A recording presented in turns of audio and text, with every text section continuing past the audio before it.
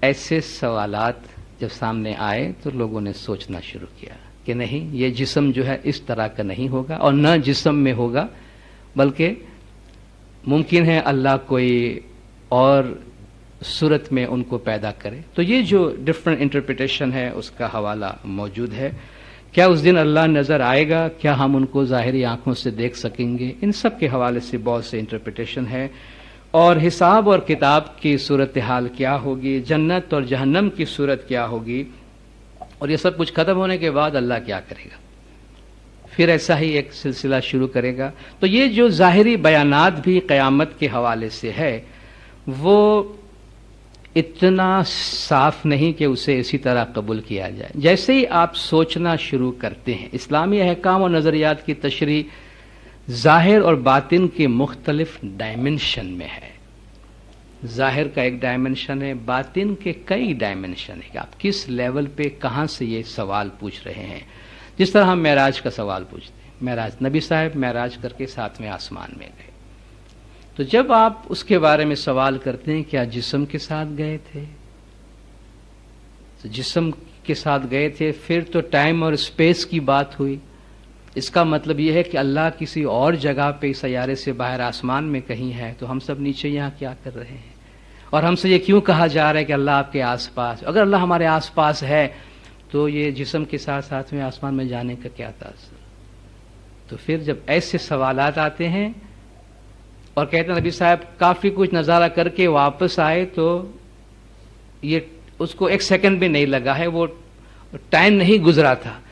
بھئی اس دنیا میں رہتے ہوئے ٹائم نہیں گزرا تھا، یہ تو پاسبل نہیں، آپ کسی اور ڈائمنشن کی بات کرتے ہیں۔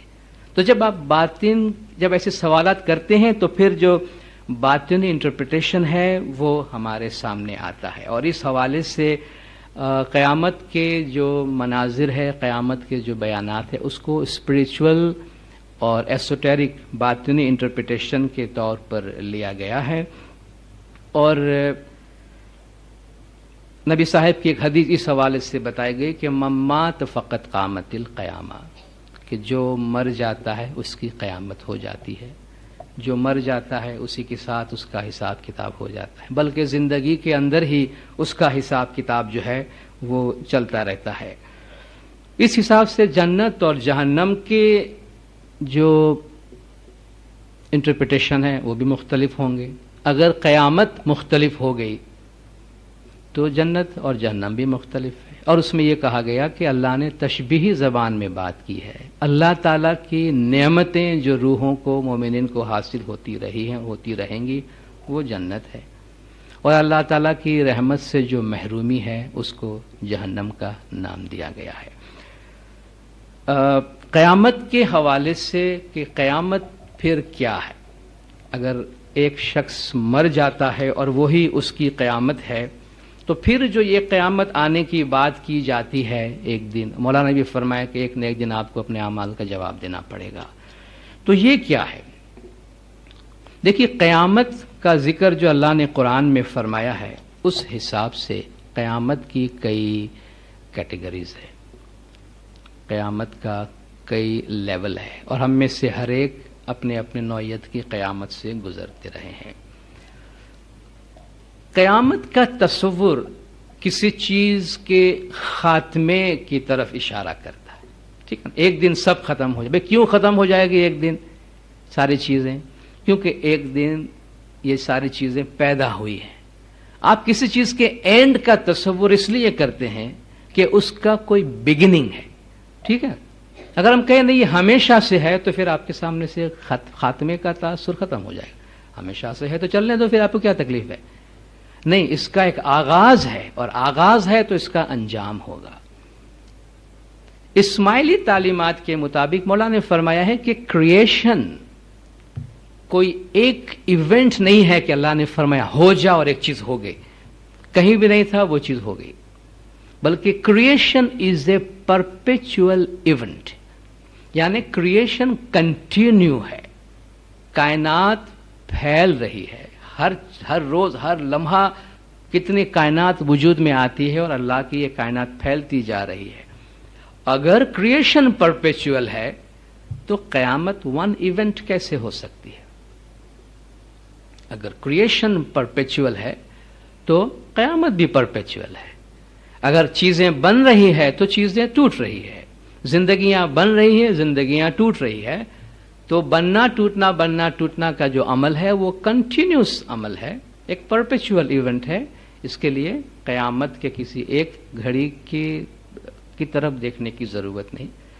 اس لیے جب قیامت کے بارے میں قرآن میں سوالات آئے ہیں تو اللہ نے جو جوابات دیے ہیں اس میں بہت سوچنے کی چیز موجود ہے کہ وما امر الساعۃ الا کلمح البصر او هو اقرب. اس میں اللہ نے قیامت کو ساعہ کہا ہے. ساعت عربی میں گھڑی کو ساعت کہتے ہیں اور ایک گھنٹے کو بھی ساعت کہتے ہیں. اللہ فرماتا ہے کہ وہ قیامت کی گھڑی ایسی ہے جیسے کلمح البصر, پلک کا جھپکنا. قیامت کی گھڑی ایسی ہے جیسے پلک کا جھپکنا, او هو اقرب, بل سے اس سے بھی قریب. یعنی آپ پلک جھپکتے ہیں, اس میں جتنا ٹائم لگتا ہے اس سے بھی کم ٹائم کے اندر قیامت ہمارے ساتھ ہے. تو اللہ اسے کہتا ہے کہ یہ پل سے بھی زیادہ قریب ہے, یعنی پل پل یہ قیامت ہمارے ساتھ ہے. جس طرح ہماری زندگی ہمارے ساتھ ہے, ہمارے اعمال ہمارے ساتھ ہے. تو ہم جو اعمال کرتے جاتے ہیں, اعمال نتیجہ, دنیا آخر. آخرت کا تصور ہم ویسے کوئی دوسری دنیا کا لیتے ہیں. آخرت کا مطلب ترجمہ ہوتا ہے بعد میں. دنیا نزدیک, اخرا بعد میں. ابھی ہم نے کیا, جو بعد میں کر رہے ہیں وہ آخر ہے. جو اس کے بعد ہوگا وہ یہ دنیا ہے, وہ آخر ہے. یہ دنیا ہے, وہ آخر ہے. یعنی ابھی آپ نے کیا اور فوراً جو نتیجہ آپ کو ملتا ہے یہ دنیا کے مقابلے میں آخر ہے. تو اللہ فرماتا ہے یہ گھڑی, جس طرح ہمارے ہاتھ میں گھڑی چل رہی ہے, ایک ایک سیکنڈ قیامت چل رہی ہے ہمارے ساتھ. اور ہر روز, ہر لمحہ, ہر پل ہمارے اعمال کے جو نتائج ہمیں اللہ کے قانون کے مطابق ملتے رہے ہیں, ہماری شخصی قیامت, سزا اور جزا ہمارے ساتھ ہے. تو قیامت کا ایک تصور قرآن شریف میں یہ ہے. اللہ نے اسے گھنٹہ بھی قرار دیا ہے, اللہ نے اسے ایک دن بھی قرار دیا ہے. اللہ نے ایک ایسا دن قرار دیا ہے جس کی میعاد 1000 برس ہے, اور اللہ نے اسے ایک ایسا دن بھی قرار دیا ہے جس کی میعاد 50,000 برس ہے. تو انسان کی اپنی شخصی زندگیوں میں ایک اور آیت قرآن میں, وَيَسْأَلُونَ النَّاسُ عَنِ السَّاعَةِ وَيَسْأَلُوكَ النَّاسَ عَنِ السَّاعَةِ. لوگ اے محمد تم سے الساعہ گھڑی کے بارے میں پوچھتے ہیں. خیر, یہ گھڑی کے بارے میں نہیں پوچھتے, وہ گھڑی جس کے بارے میں آپ کہتے کہ آنے والی ہے, قیامت کی گھڑی, اس کے بارے میں آپ سے پوچھتے ہیں. قل انما علمها عند اللہ, کہہ دو کہ اس کا علم اللہ کے پاس ہے. وما یدریک لعل الساعۃ تکون قریبا, تمہیں کیا معلوم کہ وہ ساعت بہت قریب ہو. تمہیں کیا پتا کہ یہ جو گھڑی جس کا تم پوچھ رہے ہو بہت قریب ہو, تم کو اس کا معلوم نہ ہو, اور اس کا علم جو ہے اللہ کے پاس ہے. ایک اور آیت میں وَيَسْأَلُونَكَ عَنِ السَّاعَةِ أَيَّانَ مُرْسَاهَا, آپ سے اس گھڑی کے بارے میں پوچھتے ہیں کہ یہ کب آئے گی, یہ گھڑی کب یہ وقت آئے گا. قُلْ إِنَّمَا عِلْمُهَا عِنْدَ رَبِّي, کہہ دو اس کا علم اللہ کے پاس ہے. لَا يُجَلِّيهَا لِوَقْتِهَا إِلَّا هُوَ, اس کا ٹائم سوائے اس کے اور کوئی بھی ظاہر نہیں کرے گا, بتائے گا نہیں. ثقلت فی السماوات والارض, اس کی وجہ سے آسمانوں اور زمین میں بھاری پن آ گیا ہے. لا تأتیکم الا بغتہ, یہ تمہارے پاس نہیں آئے گی مگر اچانک. تو وہ گھڑی جب بھی تمہارے پاس آئے گی اچانک آئے گی. تو یہ جو ٹائم اسپین اس میں دیا گیا ہے, اس میں ایک یہ کہ ہم میں سے ہر ایک کی شخصی قیامت, اپنی ڈیلی کی قیامت جو اللہ کی گھڑی کی طرح ہے ہمارے ساتھ ہے, اور ہمارے اعمال کا حساب کتاب ہوتا رہتا ہے. ہمارا وجود ٹوٹتا رہتا ہے, اندر سے بنتا رہتا ہے. ہر انسان کی اپنی زندگی کا ختم ہونا اس کی اپنی ایک قیامت ہے. من مات فقط قامت القیامہ, جو مر گیا اس کی قیامت ہوگی. اگر کسی ایک خاندان کے اوپر کوئی بہت بڑی مصیبت اور آفت آ پڑتی ہے, قیامت کا مطلب ہے تبدیلی, قیامت کا مطلب ہے ریولیوشن, قیامت کا مطلب ہے چینج, ایک حالت سے چیزوں کو دوسری حالت میں بدل دینا. اگر کوئی خاندان پہ قیامت آ گئی, کبھی کسی ملک میں وہ ملکی قیامت ہوتی ہے، کبھی کسی نیشن پہ قیامت آتی ہے، اور ممکن ہے کبھی کسی سیارے پہ قیامت آئے۔ کتنے سیارے بنے ہیں اور کتنے سیارے بگڑے ہیں ہمیں کیا معلوم۔ اگر اس سیارے کے اوپر بڑے پیمانے پہ تباہی آتی ہے، یا آگے چل کے کوئی کومیٹ ہم سے ٹکرا جاتا ہے، یا یہ ہم اپنے مدار سے نکل کر سیارہ سورج کے اندر گھس جاتا ہے، تو پھر آگ ہی آگ ہے چاروں طرف۔ تو وہ ایک اللہ تعالیٰ اس کے لیے لمبے وقت کی بات کرتا ہے، 10,000 ہزار سال، 50,000 سال۔ تو یہ ڈفرینٹ لیولز اور ڈفرینٹ ڈائمینشنز کی قیامت ہے۔ تو اس میں ہم یہ نہیں کہہ سکتے کہ میری قیامت ہو رہی ہے تو پھر بڑی قیامت کا کیا، وہ بھی اپنی جگہ پر ہے۔ چھوٹے سرکل کے اندر ہماری اپنی قیامت ہوتی ہے، بڑے سرکل میں سمجھیے اس کے خاندان کی قیامت ہے، اس کے باہر ملک کی قیامت ہے، اس کے باہر آپ کے سیارے کی قیامت ہے۔ تو ہم بہت بڑے قیامت کے وسیع دائرے کے اندر ایک چھوٹے دائرے میں اپنی قیامت سے بھی گزر رہے ہیں۔ تو اس میں کوئی گیون ٹائم کا تصور نہیں ہے، یہ اللہ کی گھڑی اور اللہ کا قانون، اسلامی پوائنٹ آف ویو سے اعمال کا قانون یا اسلامی کرما کا قانون، کہ آپ کے اعمال کا حساب کتاب آپ کے ساتھ ہو رہا ہے۔ آپ اچھے اعمال کر کے برے اعمال سے باہر نکل سکتے ہیں، اور آپ توبہ نہیں کرتے تو آپ کے برے اعمال کے اثرات جو ہے وہ آپ کی زندگی میں آپ کے ساتھ چلتا رہتا ہے۔ اب ہم آتے ہیں کہ امام مولانا حاضر امام سلطان محمد شاہ صلوات اللہ علیہ، اس حوالے سے آفٹر آل ہم یہ ساری باتیں سن کر کیا ججمنٹ نکالیں؟ ایسا تو نہ ہو کہ بھئی ہم یہ 1.5 گھنٹہ 2 گھنٹہ بات کر کے گھر جائے کہ بھئی سو واٹ، ابھی کیا کرنے کا ہے ہم کو، ہم کیا مانیں، ہمارے کیا عقائد ہیں۔ دیکھیے ایک بات واضح رکھیے گا، علم کی کبھی انتہا نہیں ہے۔ فاطمی دائیوں نے اگر اپنے زمانے میں کتاب لکھی جو آج ہمارے لیے کلاسک ہے، ماسٹر پیسز ہے، اور اس زمانے میں ہم نے سوچا ہوگا کہ علم کی انتہا کر دی ہے ہم نے، آج اس کا ریلیونس ہمارے لیے چینج ہوا ہے۔ آج ہم علم کے کسی اور میدان میں کام کر رہے ہیں۔ آج جو بھی ہم بات کریں گے، جو بھی اسٹڈی کریں گے، شاید کل اس کے مقابلے میں ہماری معلومات بڑھے گی۔ تو یہ علم کا ایک میدان ہے، علم کی کبھی انتہا نہیں، اور علم میں کبھی کوئی فائنل ورڈ نہیں۔ ہم ایکسپلور کرتے رہتے ہیں، اپنے علم کو، مطالعے کو آگے سے آگے بڑھاتے رہتے ہیں۔ تو یہ ہمارا مطالعہ جاری رہے گا۔ ممکن ہے کہ ہم اس کو پہلے کے مقابلے میں شاید تھوڑے بیٹر پرسپیکٹیو میں دیکھنے کے قابل ہو۔ چند اہم کتابوں کی لسٹ میں نے دی ہے محسن کو، آپ لائبریری میں چاہیں تو وہ کتابیں حاصل کر سکتے ہیں۔ ایک اسماعیلی اسکالر ہیں مصطفیٰ غالب، انہوں نے اسماعیلی لٹریچر پہ کچھ لکھا ہے، ان سے یہ سوال کیا گیا تھا۔ اب ہم آتے ہیں کچھ ایسے اسٹیٹمنٹ کی طرف جو پیورلی اسماعیلی ہے، اور اس میں امام سلطان محمد شاہ اور مولانا حاضر امام کے بیانات۔ ویسے اس ٹاپک پہ بہت کم ہمارے اماموں نے ایز ایشوز کو ٹچ کیا ہے، لیکن بولا ضرور ہے، اور ہم اس کو تھوڑا اینالائز کرنے کی کوشش کریں گے۔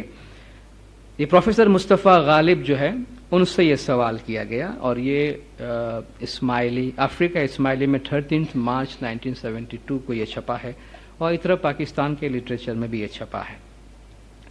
What is the Ismaili view about transmigration of souls and the beginning of creation?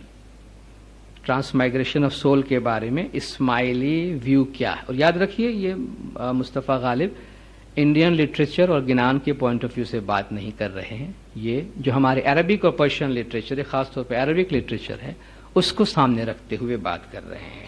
اور ہماری جماعت میں ڈفرینٹ ایریاز میں ڈفرینٹ جو دعوت کا کام ہوا ہے اس کو ذہن میں رکھنا بہت ضروری ہے۔ ڈائیورسٹی جہاں ہمارے زبانوں کی ہے، کلچر کی ہے، ڈائیورسٹی ہمارے لٹریچر کی بھی ہے۔ تو آپ گنان کا کوئی پارٹ اٹھا کر کہیں سریا والے ایسا کیوں نہیں کرتے ہیں، تو وہ عجیب سا محسوس ہوگا کہ آپ ایک علاقے کے کلچر میں ہونے والی ایک بات کو کسی اور علاقے پہ نافذ کریں، اس لیے اس کو سامنے رکھیے گا۔ What is the Ismaili view about transmigration of souls and the beginning of the creation?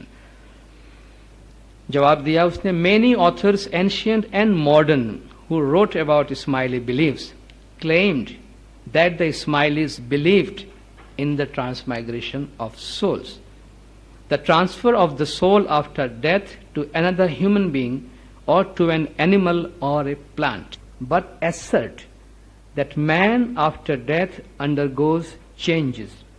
His earthly part, his body, is transformed into earth, water, air and fire. یہ جو ایلیمنٹس ہیں ہماری باڈی کے کا وہ ڈسانٹیگریٹ ہو جاتے ہیں, ہم مر جاتے ہیں, ہماری باڈی پٹی میں جاتی ہے. But his spiritual part, his soul, is transferred to the exalted assembly. یعنی اس کی جو روح ہے وہ اعلیٰ درجات کی طرف, اعلیٰ درجات کی اسمبلی یا یونین ہے, کوئی ملاپ ہے, وہاں اس کی روح ٹرانسفر ہو جاتی ہے. Ismailis believe that the human spirit is a part of the whole from which it originated. Thus, from the beginning of its existence in the world of being and decaying, it yearns and desires to join the whole. But after its descent to the earth, it lives potentially, but is imperfect in action. Because of this imperfection, it is not capable of returning except through the two acts of worship, namely practical piety and the pursuit of universal truth. دو چیزیں ہیں جس کی وجہ سے انسان اپنی اس اصل کی طرف واپس جا سکتا ہے جہاں سے وہ الگ ہو کر آیا ہے. ایک ہے پریکٹیکل پائٹی, تقوی, اور دوسرا ہے یونیورسل ٹروتھ, جو آفاق کی حقیقت ہے اس کی تلاش. یعنی ایک آپ کا عمل ہے, دوسرا علم ہے. If a man performs these two acts of worship, accepts the religious laws, believes in the Imam, then his soul ascends by stages till it reaches the whole and is gathered in the company of the godly and the pious. اگر انسان ان اچھے اعمال سے گزرتا ہے تو وہ درجات سے گزرتا ہوا جو اصل ہے اس کی طرف جاتا ہے, جس طرح اصل میں واصل کی دعا مانگتے ہیں کہ جو ہول ہے اس کو پہنچتا ہے اور نیک ہستیوں کی اور الہی ہستیوں کی صحبت میں جاتا ہے, and becomes an active angel, اور ایک ایکٹیو فرشتہ بن جاتا ہے. But if man is inclined to evil, is wicked, or is disobedient to his imam and does not uphold the laws of religion, his soul joins those of the devils and the wicked. اگر وہ ان پہ عمل نہیں کرتا تو اس کی روح جو ہے وہ شیطانوں اور برے روحوں کی صحبت میں چلی جاتی. یعنی اس نے کوئی جسمانی کانسیپٹ نہیں دیا, اس زندگی کے بعد اچھی روحوں کی صحبت میں یا بری روحوں کی صحبت میں جانے کا یہ ذکر کرتا ہے. حضرت امام سلطان محمد شاہ صلوات اللہ علیہ مولا نے ری انکارنیشن اور اسلامک اور اسماعیلی کانسیپٹ کو بھی ٹچ کیا ہے اپنی رائٹنگ میں. ری انکارنیشن اور کمپینین شپ آن ہائی, جس کا ہیڈنگ ہے کہ مرنے کے بعد پھر سے جنم لینا یا اعلیٰ ہستی کی صحبت میں جانا. اس میں مولا فرماتے ہیں the Christian burial ceremony and the prayers then said by the presiding ecclesiastics refer to resurrection in a way that implies some kind of similarity with the supposed historical resurrection of Christ 3 days after his death. یعنی جو Christians کے میت ceremony میں جو دعائیں پڑھی جاتی ہے اس سے ایسا لگتا ہے کہ وہ یہ عقیدہ رکھتے ہیں کہ جس طرح ان کا ماننا ہے کہ حضرت عیسیٰ علیہ السلام اپنی وفات کے 3 دن کے بعد پھر زندہ اٹھے تھے, اسی طرح یہ بھی زندہ اٹھائے جائیں گے. There is the undoubted implication in the burial service that a similar resurrection will in time be the fate of those who die in Christianity. عیسائی میں گزرنے والوں کا وہ سمجھتے ہیں اس میں یہی مانا جاتا ہے کہ مرنے کے بعد وہ سب اسی طرح پھر سے زندہ ہوں گے. Whether any other religion accepts such a definite and I may say so materialistic conception of life, eternal and immortality, I am not sure. کوئی اور مذہب والے اس طرح کے جسمانی طور پہ अबदी जिंदगी का तस्वुर रखते हैं या नहीं मुझे नहीं मालूम. The Buddhist and the Brahman certainly believe in some kind of survival, but that is very often allied to the idea of transmigration of souls from animal to man and angels or still higher being in the spiritual world of those faith. इस तरह हम पहले transmigration के बारे में बात किए. The Islamic conception is however different from the extreme materialistic idea of a live body similar to the man as he was in life, getting up from his utter destructibility to form a body with all the nervous and other forces that control our existence in this world. इस्लाम इस तरह के जिस्मानी तौर पर फिर से पैदा होने को नहीं मानता. Such an idea does not appeal to those who have not been brought up from childhood in the personal faith of the resurrection of the Master. जो लोग ईसाई बैकग्राउंड में परवान नहीं चढ़े हैं उनके लिए ये मानना बहुत मुश्किल होता है.